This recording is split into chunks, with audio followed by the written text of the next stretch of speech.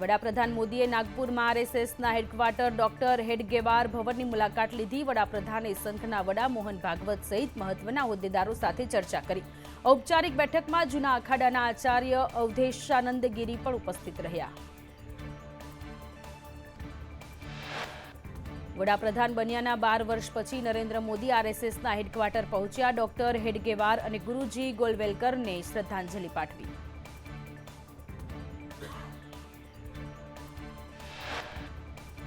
વડાપ્રધાન મોદીએ નાગપુરમાં માધવ નેત્રાલય પ્રીમિયમ સેન્ટરનો શિલાન્યાસ કર્યો. મહારાષ્ટ્રના મુખ્યમંત્રી ફડણવીસ અને કેન્દ્રીય મંત્રી નીતિન ગડકરી ઉપસ્થિત રહ્યા. નાગપુરમાં વડાપ્રધાન મોદીએ સંબોધન કરતા દેશવાસીઓને ચૈત્રી નવરાત્રીની શુભકામનાઓ પાઠવી. વધુમાં તેમણે મરાઠી લોકોના નવા વર્ષ ગુડી પડવાની પણ શુભકામનાઓ પાઠવી.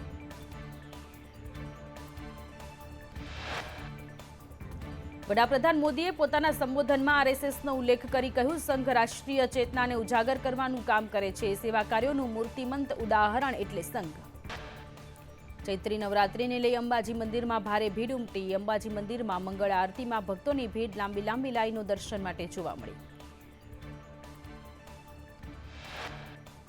અંબાજી મંદિરમાં ચાચર ચોકમાં ભક્તો ગરબે ઘૂમ્યા. સાથે જ મંદિરને પણ રંગબેરંગી ફૂલોથી શણગારવામાં આવ્યું. અંબાજી મંદિરમાં ઘટ સ્થાપના વિધિમાં સીએમ ભૂપેન્દ્ર પટેલ તેમના ધર્મપત્ની સાથે હાજર રહ્યા. અંબાજી મંદિરમાં પૂજારી મંદિરના વહીવટદાર વિધિમાં જોડાયા.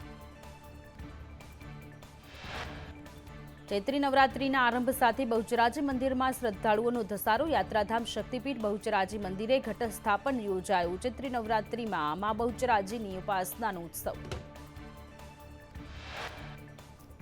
શાસ્ત્રોક્ત વૈદિક મંત્રોચ્ચાર સાથે ઘટ સ્થાપન વિધિ યોજાઈ. ગુજરાતભરમાંથી મા બહુચરના શરણે શીશ ઝુકાવવા ભક્તો પહોંચ્યા. મા બહુચરના દર્શન કરી માઈ ભક્તો ધન્ય બન્યા. ચૈત્રી નવરાત્રીને લઈ ચોટીલામાં ભક્તોનું ઘોડાપુર ઉમટ્યું. વહેલી સવારથી મા ચામુંડાના દર્શને ભક્તો ઉમટ્યા. પ્રથમ દિવસે લાખોની શ્રદ્ધાળુઓ દર્શને આવ્યા. 150થી વધુ પોલીસકર્મી ખડેપગે સુરક્ષા માટે તૈનાત. યાત્રાધામ પાવાગઢમાં ભક્તો માટે અન્નક્ષેત્રનો પ્રારંભ. ભક્તોને સવારે ચા નાસ્તો, બપોરે ભોજન મળશે. પાવાગઢ મંદિર ટ્રસ્ટ દ્વારા અન્નક્ષેત્રનો કરાયો પ્રારંભ. લોકાર્પણમાં એમએલએ જયદ્રથસિંહ પરમાર રહ્યા ઉપસ્થિત. દર્શનાર્થીઓ માટે રહેવાની વ્યવસ્થાનો પણ પ્રારંભ. શ્રદ્ધાળુઓ માટે મંદિર ટ્રસ્ટની ધર્મશાળામાં રહી શકશે. આજથી ચૈત્ર નવરાત્રીનો પ્રારંભ. અમદાવાદના ભદ્રકાળી મંદિરમાં ભક્તોની ભીડ ઉમટી. ઘટ સ્થાપના સાથે વિશેષ પૂજાનું આયોજન કરાયું. ભદ્રકાળી માતાને વિશેષ શૃંગાર કરાયો. દૂર દૂરથી ભક્તો માં ભદ્રકાળીના દર્શને ઉમટ્યા. માં ભદ્રકાળીને ભક્તે સોનાનું છત્ર અર્પણ કર્યું. સોનાનું છત્ર અર્પણ કરી ભક્તે ધન્યતા અનુભવી. અમદાવાદના બોપલમાં મરાઠી ભાઈ બહેનોને ગુડી પડવાની ઉજવણી કરી. મહારાષ્ટ્રીયન નૃત્ય સાથે ગુડી પડવાની ઉજવણી. આજે મહારાષ્ટ્રીયનના નવા વર્ષની શરૂઆત થઈ. અમદાવાદના નરોડામાં ચેટીચાંદની ઉજવણી કરવામાં આવી. સિંધી સમાજના કાર્યક્રમમાં સીએમએ સંબોધન કર્યું. સિંધી સમાજ આફતને અવસરમાં પલટનારો સમાજ. સિંધી સમાજે સિંધથી આવી ગુજરાતમાં ઓળખ બનાવી. ગુજરાતની પ્રગતિમાં સક્રિય યોગદાન આપ્યું છે. મહીસાગર જિલ્લાના લુણાવાડામાં સંઘ દ્વારા પથ સંચલન કરવામાં આવ્યું. હિન્દુ નવ વર્ષ તેમજ ભગવા ધ્વજનું પૂજન કરવામાં આવ્યું. ખેરાલુમાં વીએચપી બજરંગ દળનો ત્રિશુલ દીક્ષા કાર્યક્રમ. બજરંગ દળના 500 કાર્યકરોએ ત્રિશુલ દીક્ષા લીધી. આંબલી ચોટા વિસ્તારમાં શૌર્ય યાત્રા નીકળી.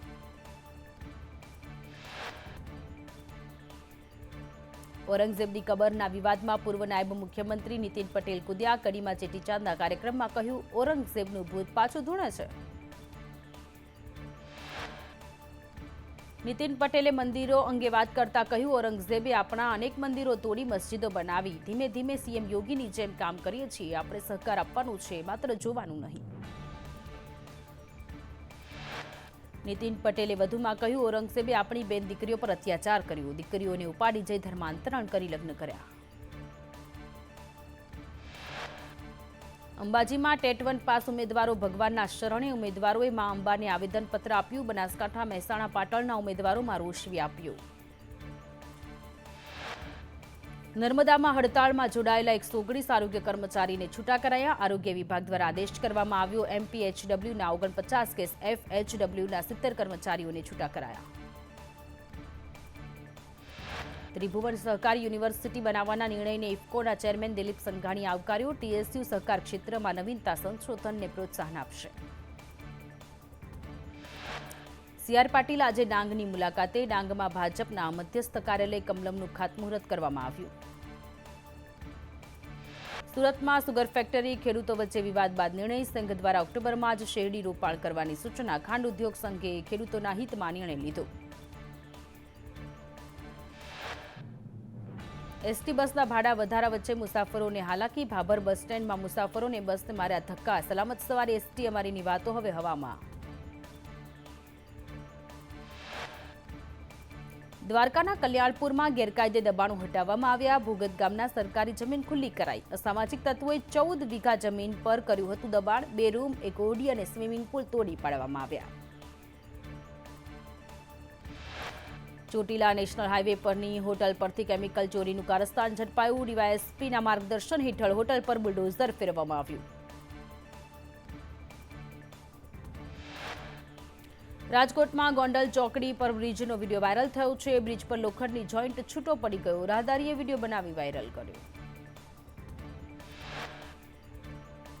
નસવાડીમાં 15 કરોડના ખર્ચે બનાવેલા રોડના કામમાં ભ્રષ્ટાચારના આક્ષેપ. 15 દિવસ પહેલા બનેલા રોડની દયનીય હાલત. શિવાલે એજન્સીએ કરેલી કામગીરી સામે ઉઠ્યા સવાલ.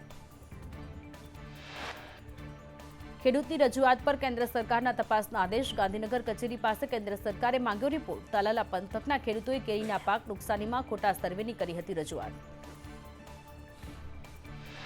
કેરીના પાકમાં નુકસાનીનો ખોટો સર્વે થયાનો આક્ષેપ. કેન્દ્રીય કૃષિ વિભાગમાંથી તપાસના છૂટ્યા આદેશ. સુરતમાં ઉનાળાની શરૂઆતમાં રોગચાળો વકર્યો. નાના બાળકોમાં ઝાડા ઉલટીના કેસમાં વધારો. દર્દીઓને તાત્કાલિક સારવાર મળે તે માટે વ્યવસ્થા કરાઈ. સુરતમાં રત્ન કલાકારોની એકતા રેલી. પગાર ભાવ વધારાને લઈ હડતાળનું એલાન કરાયું. ડાયમંડ વર્કર યુનિયન દ્વારા હડતાળનું એલાન. કતારગામ દરવાજાથી રેલીનું આયોજન. સુરતમાં દારૂના દૂષણને ડામવા. કોંગ્રેસ નેતાની ગૃહ રાજ્યમંત્રીની રજૂઆત. બુટલેગરો સામે કાર્યવાહી કરવા માંગ કરી. કહ્યું, નશાયુક્ત પદાર્થોના સેવનથી ક્રાઇમ રેટ વધ્યો છે. જૂનાગઢમાં સન્ડે ઓન સાયકલ કાર્યક્રમ થકી નાગરિકોને સાયકલ ચલાવવા ઉત્સાહિત થયા તેવું આયોજન. ગિરનાર દરવાજાથી ભવનાથ તળેટી દામોદર કુંડ સુધી સાયકલ રેલી યોજાઈ. રાજકોટમાં ન્યારી ડેમ પાસે અકસ્માતમાં યુવકનું મોત થયું. પરિવારે યુવકનો મૃતદેહ સ્વીકારવા કર્યો ઇનકાર. મૃતકના પરિવારના અકસ્માત બાદ ડ્રાઈવર બદલી દેવાયાનો આક્ષેપ.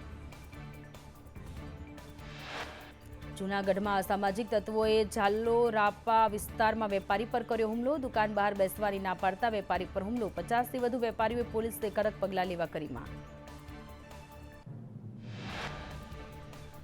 ધારી અમરેલી માર્ગ પર 8 સિંહોની લટાર. છતડિયા રોડ પર 4 સિંહબાળ અને 4 સિંહણની લટાર. ધારી અમરેલી સ્ટેટ હાઈવે ક્રોસ કરતો સિંહ પરિવાર. તાપીમાં શાસ્ત્રીનગરના ગેટ નંબર 3 પાછળના ઝૂંપડાઓમાં આગ લાગી. ઝૂંપડાઓમાંથી ગેરકાયદે 24 ગેસ સિલિન્ડર મળ્યા. ઝૂંપડાઓમાંથી મોટી સંખ્યામાં સિલિન્ડર મળતા ઉઠ્યા સવાલ. કચ્છના કંડલા પોર્ટમાં ક્રેનમાં આગ લાગી. જેટી નંબર 7માં ઉભેલી ક્રેનમાં આગ લાગતા દોડધામ મચી. ફાયર વિભાગે આગ પર કાબુ મેળવ્યો. પાલિતાણામાં હસ્તગીરી તીર્થના ડુંગરમાં આગ લાગી. આગ લાગતા વન વિભાગ અને ફાયરની ટીમ ઘટના સ્થળે પહોંચી. મહીસાગર વરધરીના ડુંગરમાં અચાનક આગ લાગી. ડુંગરમાં આગ લાગી કે પછી લગાવવામાં આવી. જિલ્લા વન વિભાગની ટીમ ઘટના સ્થળે પહોંચી.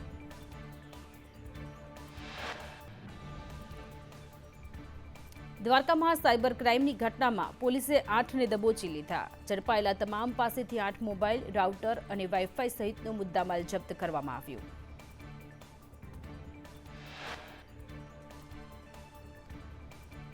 ભાવનગરમાં ડિસ્ટ્રિક્ટ ચેમ્બર ઓફ કોમર્સના પ્રમુખ સાથે લૂંટ કરનાર 3ની ધરપકડ. પોળ પર ગાંડી અથવા 3 શખ્સોએ બબાલ કરી શખ્સો કારમાં પૈસા લઈ ફરાર થઈ ગયા. પોલીસ દ્વારા આરોપીઓની ધરપકડ કરવા માટેની તજવીજ હાથ ધરવામાં આવી.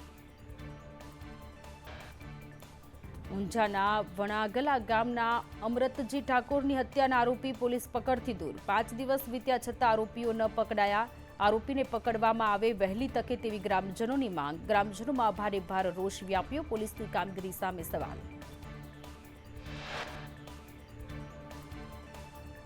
સુરતમાં 24 વર્ષથી વોન્ટેડ આરોપી ઝડપાયો. વર્ષ 2001માં ગુનો કરી ભાગી ગયો હતો. બિહારના હાજીપુરથી આરોપીને ઝડપી પાડ્યો. આરોપી પ્રભાત રંજન કૃષ્ણનંદનસિંહજીની ધરપકડ કરવામાં આવી.